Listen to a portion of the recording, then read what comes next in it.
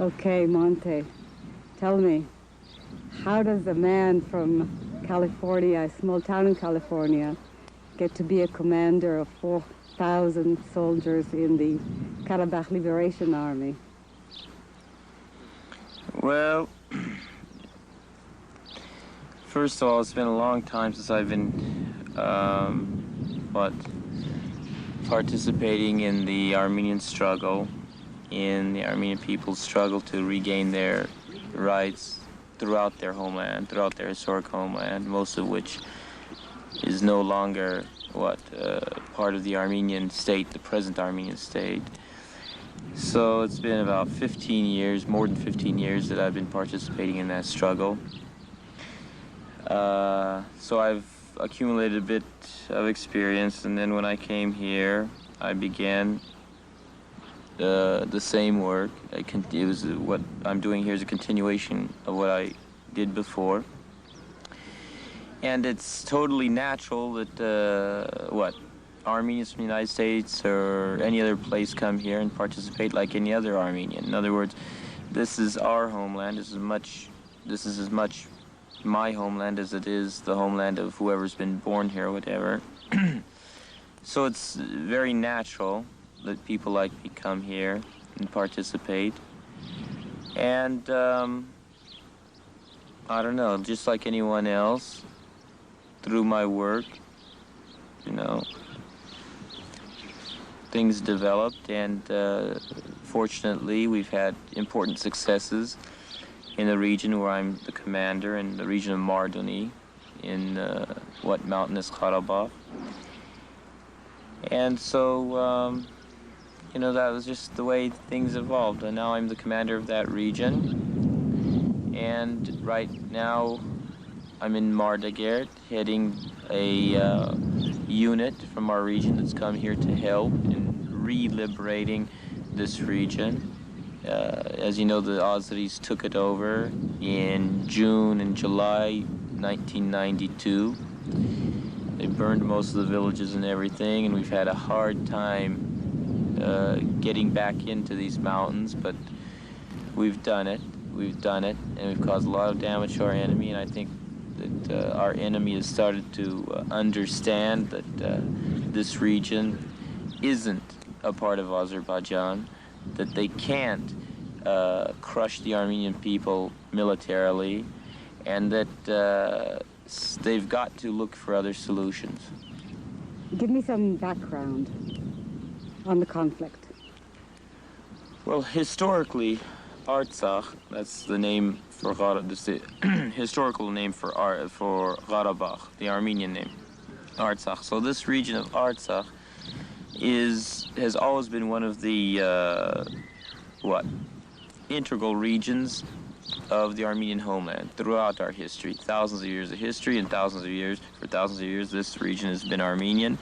In 1920, when both Azerbaijan and Armenia became Soviet republics, at that time they wanted to draw new borders.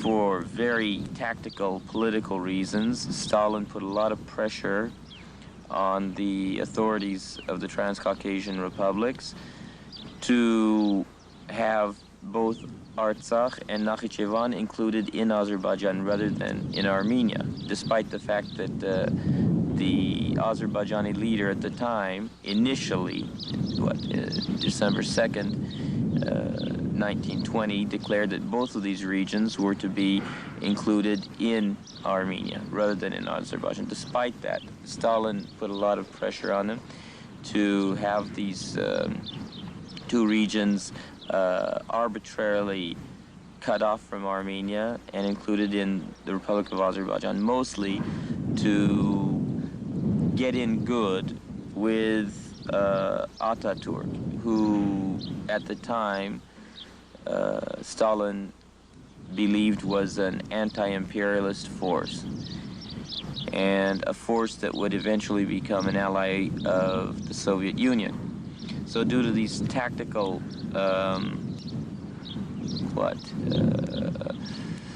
these tactical reasons, they decided to arbitrarily draw borders that do not at all represent the true borders, the historical borders, or the demography of the region. And so this region got cut off from Armenia, despite the fact that at that time 97% of the population was Armenian. 97%. What motivates you? What motivates me? What motivates me? What would motivate an American to fight if, say, for example, I don't know, say, for example, the Norwegians came and took over New York State, from New York all the way down to Georgia or something like that. If they took over the East Coast, what would motivate an American to go fight to regain those states? It's the same thing, you know. If it's part of your country and part of your people, and the rights of your people are being totally neglected, the people are being totally oppressed, forced to leave the region. For example, since 1920, the Azerbaijani government, once this region was included in Azerbaijan, began a policy of depopulating the region of Armenians. And they did that mostly by neglecting the region economically, not investing, not creating infrastructure, you know, roads, electricity, telecommunications, etc., running water. They neglected the region on purpose so as to, empty the region of its population. Its population was 97% Armenian. A lot of the Armenians began going to Baku, Sumgait, or going back to Soviet Armenia just to find a job or just to, you know, make a decent living. And so by 1987, only 75% of the population was Armenian. And so that's, you know, there are tons of proof that that was a policy that the Azerbaijani government developed with the aim of finally totally taking the region over. Like Nakhichevan. Nakhichevan was 50% of the population. Nakhichevan was Armenian in 1920, and today there are 0 Armenians in Nakhichevan. 0 Armenians. So when you see that part of your homeland is being taken over in some of the lowest ways, is like the state. The state is just, the Azerbaijani state has just been plotting to take it over gradually, and they take it over by suppressing all the rights of your people, by suppressing their culture, by intimidating them. When you see all that going on, it's hard to not participate. And it's amazing that more people don't participate. It's amazing that more countries don't recognize all these facts and that they don't support the Armenian people in this struggle. It's absolutely amazing. It's absolutely amazing for me that almost every country in the world accepts a Stalinist position on Artsakh. It was Stalin's arbitrary decision to cut this region off and draw those stupid, totally, absurd borders. But despite that fact, most of the countries in the world still recognize those borders as, quote unquote, internationally recognized borders. It's I don't know, it's absurd to me. It's absurd to me that the U.S. president, the heads of state of all these countries throughout the world would take a Stalinist position on Artsakh. Do you think that has something to do with the United States' relationship with Turkey? Of course it does. Of course it does. The United States has extremely tight relations with Turkey.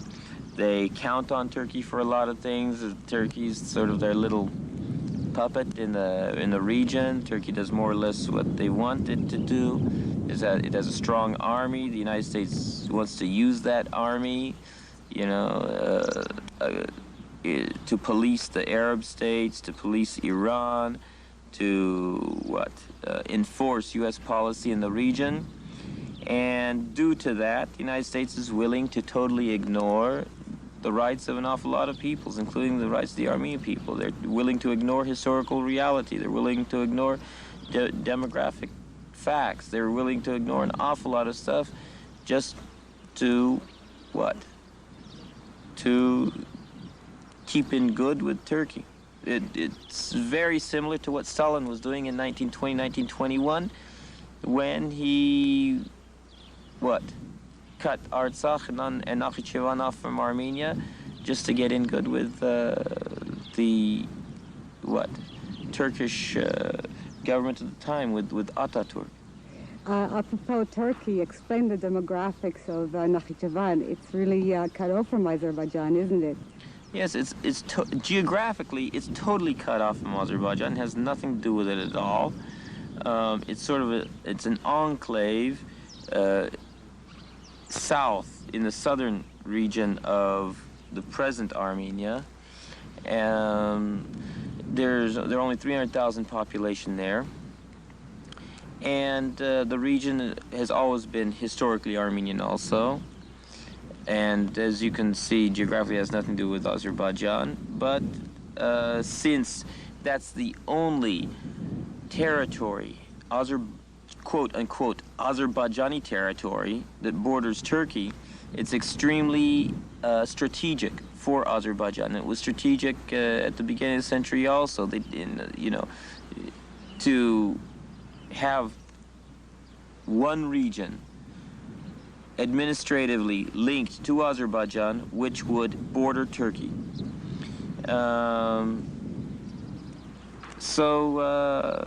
Again, Nakhchivan was cut off from Armenia for political reasons. That had nothing to do, or that even contradicted reality, contradicted the interests of the people at the time, contradicted the necessities of the time, and which contradict all our efforts for peace. Peace cannot be established in a region as long as absurd frontiers exist, as long as absurd decisions are forced on people. People just can't accept absurd decisions. Do you think the Azeris and the Turks have any kind of imperialistic ambitions to actually obliterate free Armenia? Well, if you look at maps recently published both in Azerbaijan and in Turkey, where the southern part of present Armenia, in other words, Zangezur, the region of Zangezur, where the region of Zangezur and the northern shore of Lake Sevan are in Azerbaijan, and the rest of Armenia is nothing but another province of Turkey. Well, if you look at those maps, then you'll understand that at least some people, influential people at that, obviously don't believe that Armenia should have a future. And if you listen to what they say, and if you listen to what a lot of people write, then you'll get even more convinced of that. Tell me a little bit about your army. They're all volunteers, aren't they? Well, volunteer. Who wouldn't volunteer to defend his own house, his own family? They're all people from here, from the region. They're in the thousands of, among the thousands of soldiers we have, there are only something like 10 from Armenia here, this place, and 15 there in another region, and the whole region of Mardini, there are only about 10 people from out of Artsakh. In other words, they're local people. They're defending their families and their homes. So when you say volunteer, no one really wants to fight a war. No one really enjoys fighting a war. Fighting a war is more like cleaning a toilet. It's something you have to do. It's dirty work, but you have to do it, because if you don't do it, things only get worse. There's a great difference, though, between your army and the Azeri army, isn't there? Yes, there is. Yes, there is. Our people are much more motivated. We're outnumbered, outarmed. You know, our enemy has a much more ammunition, better quality arms, everything. In other words, if you, mathematically speaking, we should have lost long ago. We should have lost long ago. But we keep resisting, and we're succeeding.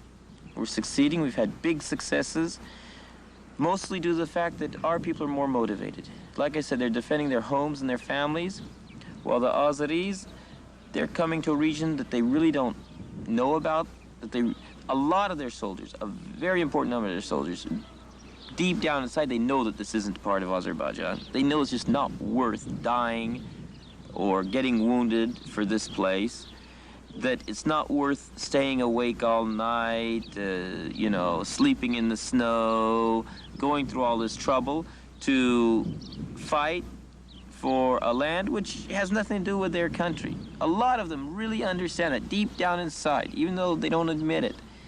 And that's why they run away when a lot of them, you know, run away very, very, very quickly when we start attacking them. And that's the best thing they could do, because it's stupid to resist. Why should they resist? Why should they continue oppressing our people? Why should they resist to what? Make their politicians happy. If those politicians really want to fight this war, let them come to the front and let them fight themselves. Once you have liberated Artsakh, would you prefer to have your own political structure independent of Armenia? Look, this is my personal opinion. Armenia, the Armenian people are one people, and our country is one country. Artsakh is a part of Armenia. Today, well, on December 10th, 1991, there was a referendum in Artsakh where the people here decided to declare an independent Republic of Artsakh. Despite that, I think that's only a provisional decision. I think it's the only real future for Armenia, for Artsakh, is to be reunited with Armenia. It's the most natural, most logical outcome of all this. Are you getting support from Armenia? Well, the Armenian people in Armenia give us moral support. In other words, all Armenians want this region to be reunited with Armenia.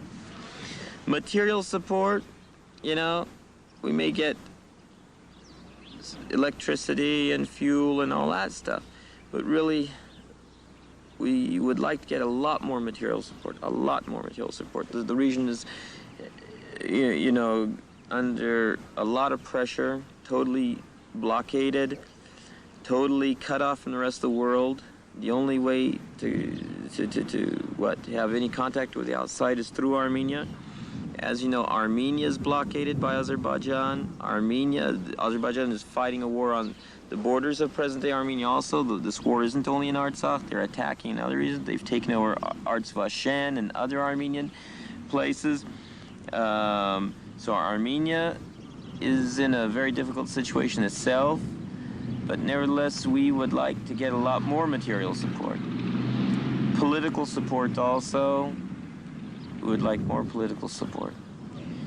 It seems to me, though, that politically Armenia is kind of slightly disassociated itself from this war at the moment, the present time. Well, disassociated, like I said, we are getting support. The Armenian people support this effort, that's certain.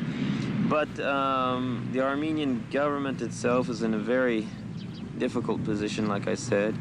The economic situation in Armenia is very bad. Again, due to the Azerbaijani blockade, mostly. Not only that, there are other reasons also, but the Azerbaijani blockade has been having a terrible effect on the Armenian economy, as well as on the Armenian people. We've been suffering during the winters. There's no heating, no gas, no fuel.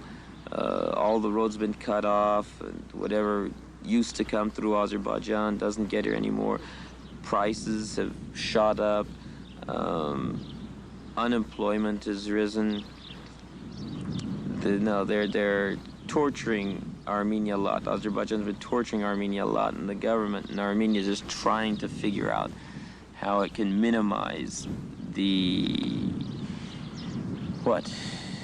effects of what Azerbaijan is doing to our country, minimize the effects on our people.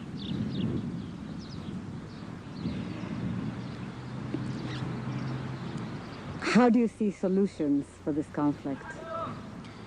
Well, solution to this conflict, theoretically, is very simple. The whole world should just recognize historical facts. They should recognize reality. They should recognize the rights of the people here.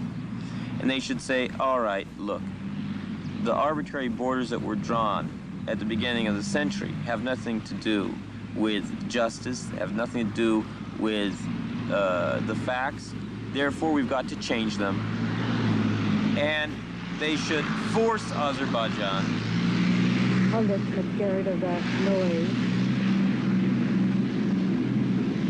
And they should force Azerbaijan to accept the fact that that Azerbaijan's border with Armenia must be redrawn.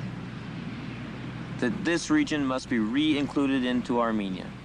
Just as Azerbaijan blockades Armenia and wages a war against our people, other countries could blockade Azerbaijan. They did it against South Africa. They did it against other very, racist or unjust countries. Why can't they do it against Azerbaijan? Why can't they do it in this case?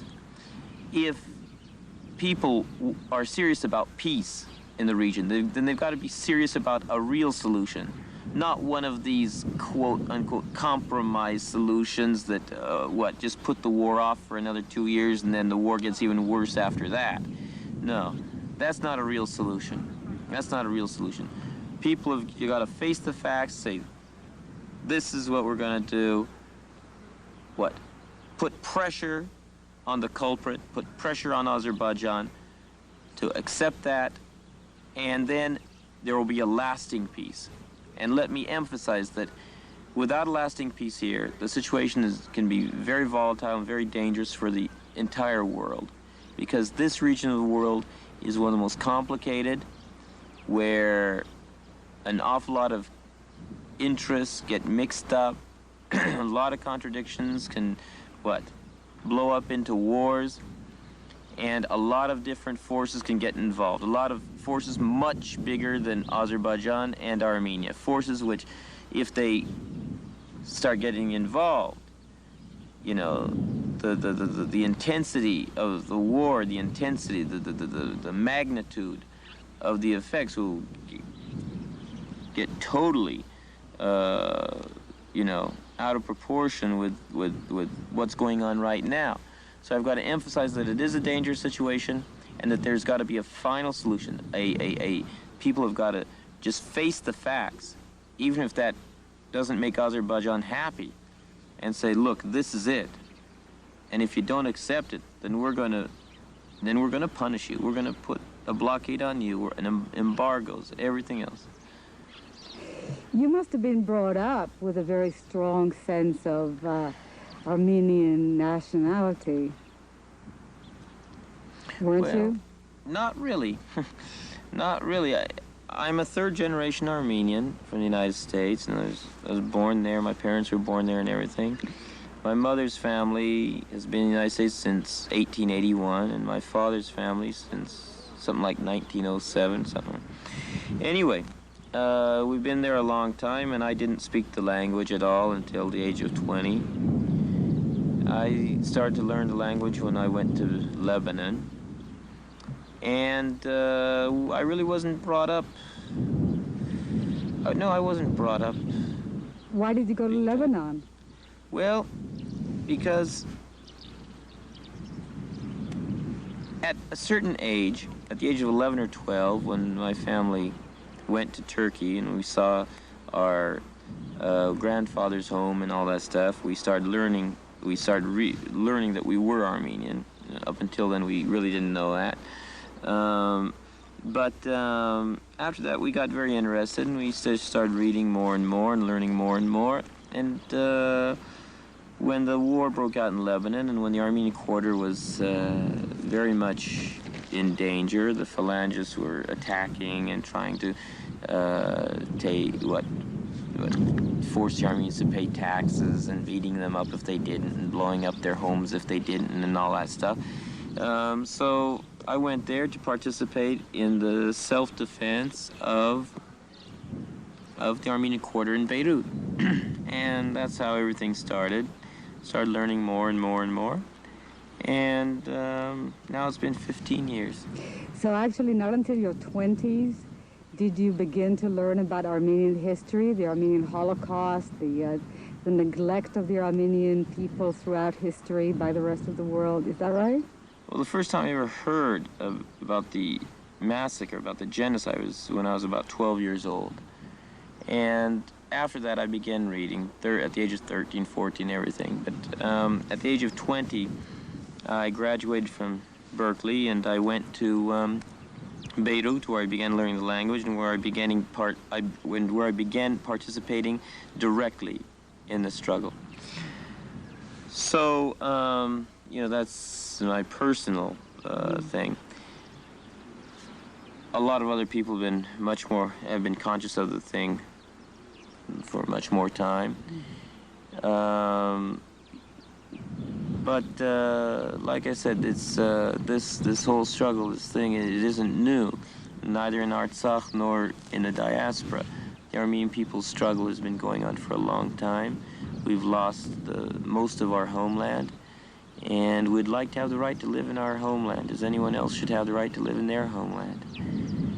And we're going to fight for that. You're going to do that. You're going to do that. You're saying that the Azeris have tremendous military power. Mm-hmm. Where are they getting their equipment from? Well, they got most of it from the Soviet Army. When the Soviet Army was dissolved, they got their portion, quote unquote. But they've also bought a lot from other Soviet republics. They've gotten some from the Ukraine. They've gotten equipment from Turkey, Soviet arms manufactured in East Germany, the ex-East Germany. An awful lot of those arms were sent to Turkey, and Turkey sent those arms to Azerbaijan. We've captured East German-made Kalashnikovs, things like that. Yeah, mostly like that. They buy arms. They've gotten their arms from the ex-Soviet army, and one portion has been sent from Turkey. And you? Most of our arms, all these tanks, we've got both light and heavy tanks, our artillery, almost all of it has been captured from Azerbaijan. I'm the commander of Mardoni. In the region of Mardoni, we, from June 28th until now, we have either completely destroyed or captured 55 heavy tanks, T-72 tanks, 24 light tanks, these BMPs, and 15 other lighter armored vehicles, armored personnel carriers, things like that, as well as 25 pieces of artillery, of heavy artillery, not including light mortars and junk like that and other arms. The bulk of what we have, of what we fight with, has been captured from Azerbaijan. Just in the last fighting here in Mardagert, they've captured about 20 heavy tanks. T-72s, most of them, 2 T-64s, 1 T-54. Captured an awful lot of equipment. In other words, most of what we have comes from Azerbaijan itself. It's been rough, huh? Huh? It's been rough. It's been very rough. Very, very rough. It's a long fight. It's a long fight, and I don't know. It's amazing that Azerbaijan is still fighting this war. Like I said, an awful lot of Aussies realize that it's not their country. Then there are other people, the other national minorities in Azerbaijan that are being totally exploited in this war. The Kurds were used against us in Lachin, and that had absolutely nothing to do with their own interests. The Talish and Lezgi nationalities are being used against us. It's very interesting that a very high proportion of the bodies we've recovered, the Azeri soldiers' bodies that we recovered, are either Talish or Lezgi. And we get their passports, so we take their passports off their bodies and things of their other ID, and a very high proportion of them are not even Azeri. They're from the other national minorities, and that reminds me of the Turkish policy at the beginning of this century and end of the 19th century, where they used the Kurds against the Armenians. They used the Kurds to massacre the Armenians, and then once the Armenians were pretty much massacred, they started deporting the Kurds and massacring Kurds. In other words, they're setting non-Azeri national minorities against us in this war, knowing that the more of those youth that are killed, the better for the, chauvinist Azeri authorities. In other words, to get rid of those national minorities. And at the same time, they try to crush the Armenians here. And it's amazing to me that those national minorities aren't more awake. They're not more conscious of what's going on. Because for us, it's very, very clear what's going on. They're being used against us, and if Azerbaijan succeeds in crushing the Armenian movement here, they'll begin crushing the Talish, they'll begin pressing the Lezgis, and things will get even worse for them. It's been also written that there are some human rights violations being committed by Armenian people at the moment. Yes, let me say that in this war there have been violations. The biggest violation is by Azerbaijan against our whole people. That's the biggest and most outrageous violation, that they're killing our people, burning our villages in an effort to retain control of part of the Armenian homeland, something that has absolutely nothing to do with their own country. That's the biggest absurdity. But during this war, like during just about every war in the world, not just about, but really every war in the world, there have been errors committed, errors that should never have been committed. There have been the Armenian side has also made mistakes. But let me say that those mistakes there's absolutely no way of comparing the violations committed by Armenians with the violations committed by Azerbaijan. Absolutely no way. In no way whatsoever can you compare the two.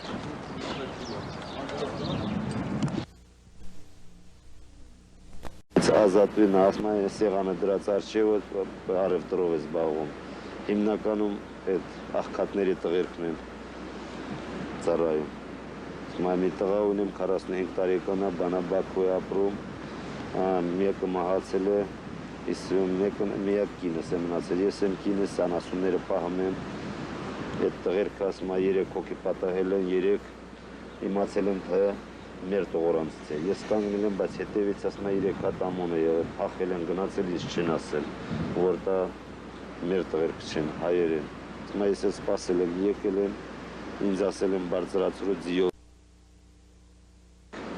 Իմացել եմ թե մեր տողորանցից է։ Ես կանգնել եմ, բայց հետևից ասում է 3 հատ ամոն է եղել, փախել են, գնացել, իսկ չեն ասել, որ դա մեր տղերքը չեն, հայեր են։ Ասում է ես սպասել եմ, եկել են, ինձ ասել են բարձրացրու ձիով են զինիրեն ես զինքը բանը բարձել են ձիի վրա բարձրացրել սարասն սարից քեզ բաց կթողնեն գնան գյուղը ես էլ հավատել եմ բարձրացել են սարասն պիտի տանեն քեզ ես էլ եկել եմ Did you get any decent information from this guy?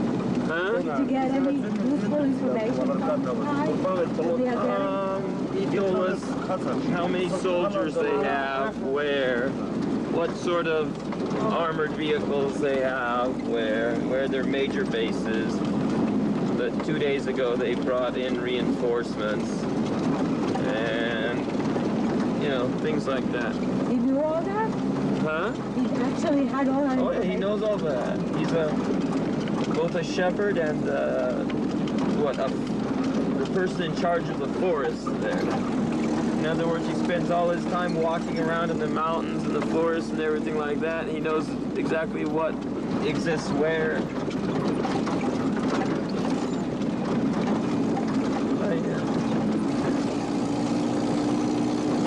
Like, say that again?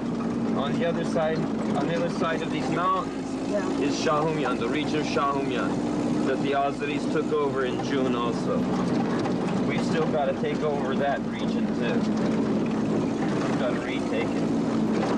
I served there 3 months in 1991, till before this one.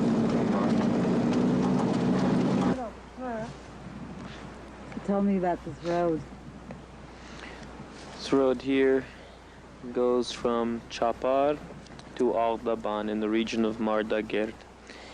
It's a road that we just opened yesterday within the last 24 hours. We were able to retake the village of Ardaban and re-liberate that place.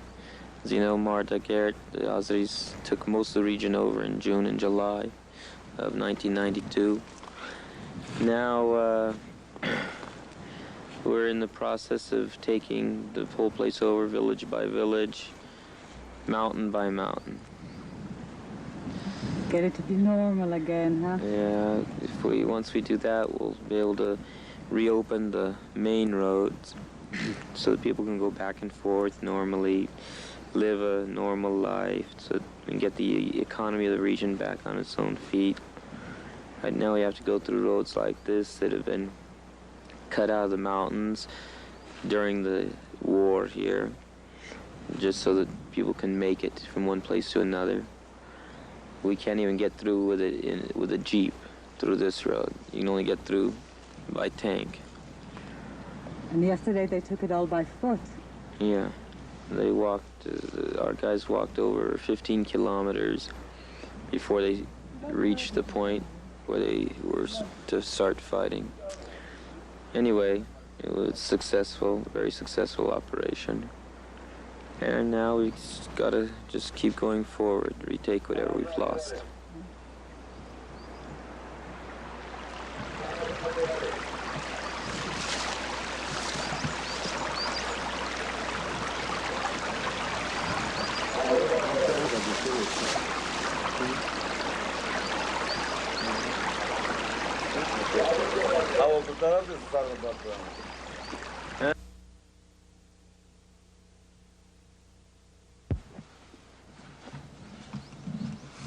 Yeah.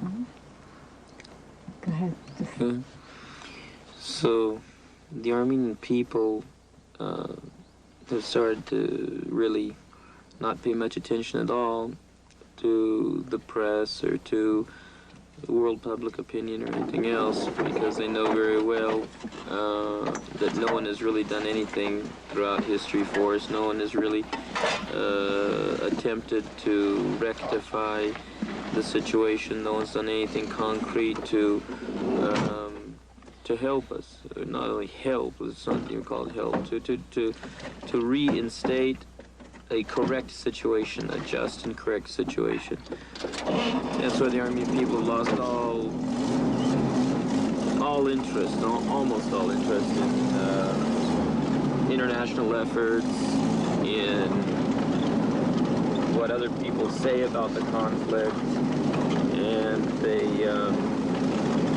you know, we just know that we've got to do everything by ourselves. We've got to solve this problem by ourselves. That's all.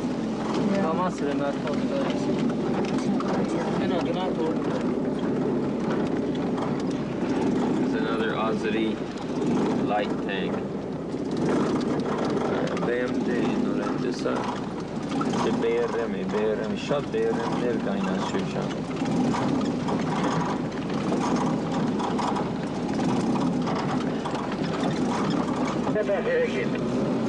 Das direkt 0-0.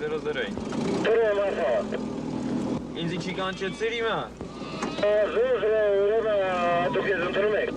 Այո։ Բանը, կարասուս կապի մեջ է, մեր տղաներին բռնել են ճանապարհի, որ պիտի երկան թող ստանել, դեպի 19 բռնել են։ Դեպի 19, չասկսե, որում բռնել են։ Մեր հերթափոխը, որը պիտի շարժվի 19 ուղղությամբ, հետո դերես գնալ մեր մոտ, ճանապարհին բռնել են, դուք տեղյակ եք։ Ոչ մեկ բանին տեղյակ չեմ։ Աղավարաշուտ քարաշոտ հետ կապված, որ են տեղյակ պայք, որ գնան տանել են հետո մեր հետափոխը բերի։ Աբրես գանջան։ Ո՞նց ես։ Մենք ենք լսում ենք։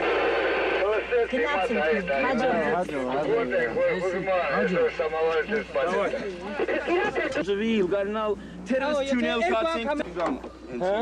Benzin, love gonna coin $10 liter, let's think him. Give me a word. Goodbye. Okay, good luck there. I hope you tell everyone about what's going on here and how ridiculous the situation is, how we could solve this problem without all this fighting, without all this bloodshed, if people would just accept reality. Tell everyone that. Anyway, good luck. Bye.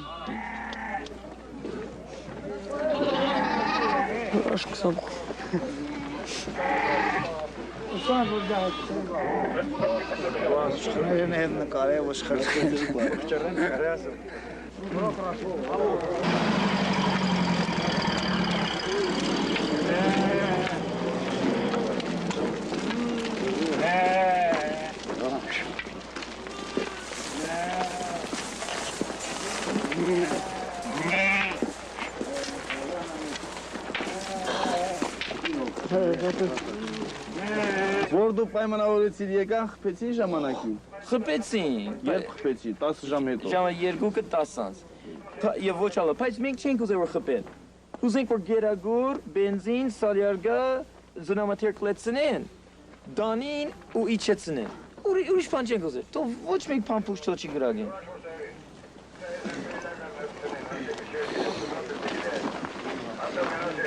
Yalla.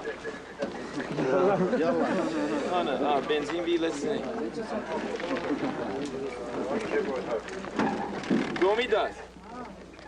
Tergalatsınız ya.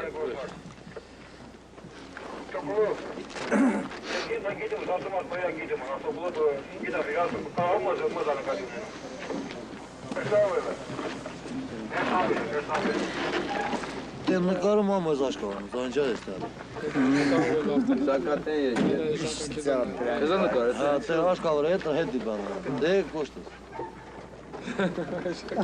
Բոթոլ ձեր ես։